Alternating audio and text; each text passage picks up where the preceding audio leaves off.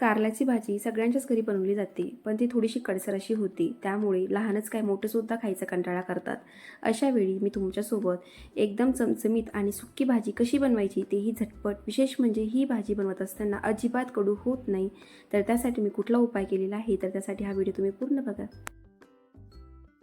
तर सुरुवातीला आपण इथे बघणार आहोत कारलं कडू न होण्यासाठी कुठला उपाय करायचा आहे ते. तर त्यासाठी इथे मी कारलं सुरुवातीला छान स्वच्छ असं धुवून घेतलेलं आहे आणि त्याच्या मोठ्या मोठ्या अशा उभ्या इथे फोड्या करून घेतलेल्या आहे.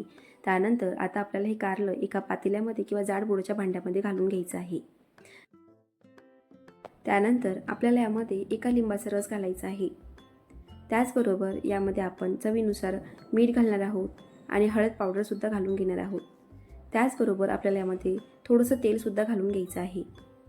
आता आपल्याला हे कारलं शिजवून घेण्यासाठी यामध्ये मी अर्धा कप पाणीसुद्धा यामध्येच घालून घेणार आहे. जर तुमच्याकडे लिंबू नसेल तर त्यावेळी काय करायचं, तर त्यावेळी तुम्ही ताक किंवा दह्याचा वापर करायचा. पण त्यामध्ये अजिबात लिंबू न घालता तुम्ही ताक आणि दहीसुद्धा यामध्ये अशा प्रकारे घातलं ना तरीही चालते. त्यावेळेला पाण्याचा अजिबात वापर करायचा नाही. आता आपल्याला इथे गॅस ऑन करायचा आहे आणि हे सर्व छान असं एकत्रित करून घ्यायचं व आता हे छान असं आपण शिजवून घेणार आहोत. तर शिजवताना यासाठीच मी तुम्हाला जाडबुडाचं भांडं म्हटलं, कारण कारलं हे खाली डागू शकतं. त्यामुळे जाडबुडाचं भांडं घेतल्यामुळे कारलं अजिबात खाली डागत नाही आणि व्यवस्थित असं शिजलं जातं. तर सुरुवातीला तर मी फुल गॅस ठेवलेला होता आणि अशा प्रकारे शिजायला लागलेलं आहे. तर याच्यातलं थोडंसं पाणी आटलं की मी गॅस इथे कमी करणार आहे आणि त्यावरती झाकण ठेवून याला छान 1 ते 2 अशी वाफ येऊ देणार आहोत. तर अगदी 4 ते 5 मिनिटांमध्ये हे कारलं इथं शिजून तयार होतं आणि अजिबात कडू लागत नाही. एवढं छान आणि एवढं सोपं असं हे कारलं इथं तयार होतं.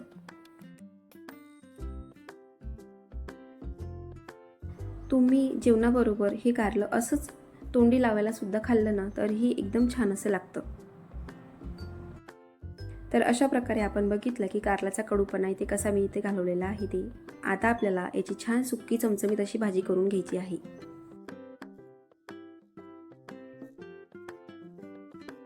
तर भाजी करण्यासाठी इथं मी एका कढईमध्ये तेल घेतलेलं आहे. तेल छान कडकडीत असं तापलं की त्यामध्ये मी अर्धा चमचा मोहरी घातलेली आहे.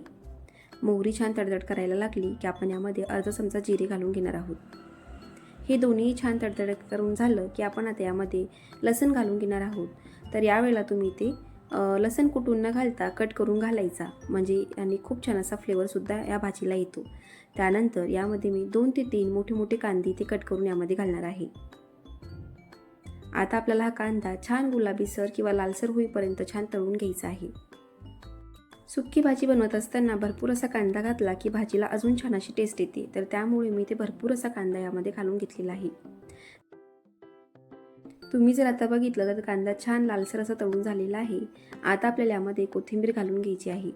यामुळे काय होतं, यामध्ये जे तेलाचं तापलेलं प्रमाण आहे ना ते थोडंसं कमी होतं आणि आपण यामध्ये तिखट मसाले किंवा जे घालणार आहोत ते अजिबात जळत नाही. आता हे कोथिंबीर यामध्ये घालून घेतल्यानंतर आपल्या आवडीनुसार तुम्ही यामध्ये तिखट घालून घ्यायचं आहे. त्यानंतर इथे मी अर्धा चमचा मसाला घालत आहे, किंवा तुम्ही मसाला नाही घातला आणि अशीच ही भाजी जरी बनवली ना तर ही खायला खूप छान अशी लागते. हे दोन्ही छान असे एकत्रित करून घेतलेलं आहे. आता आपल्याला यामध्ये शिजवून घेतलेलं जे कारलं आहे ते आता यामध्ये घालून घ्यायचं आहे. कारला शिजवून घेत असतानाच आपण त्यामध्ये मीठ आणि हळद घातल्यामुळे आता मी भाजी करत असताना यावरती एक्स्ट्राचं मीठ आणि हळद घालत नाही आहे. तर आता आपण हे शिजवलेलं जे कारलं आहे त्यामध्ये छान एकत्रित करून घेत आहोत. व्यवस्थित असं एकत्रित करून घेतल्यानंतर यावरती झाकण ठेवून आपल्याला फक्त 1 मिनिट याची वाफ आणायची आहे.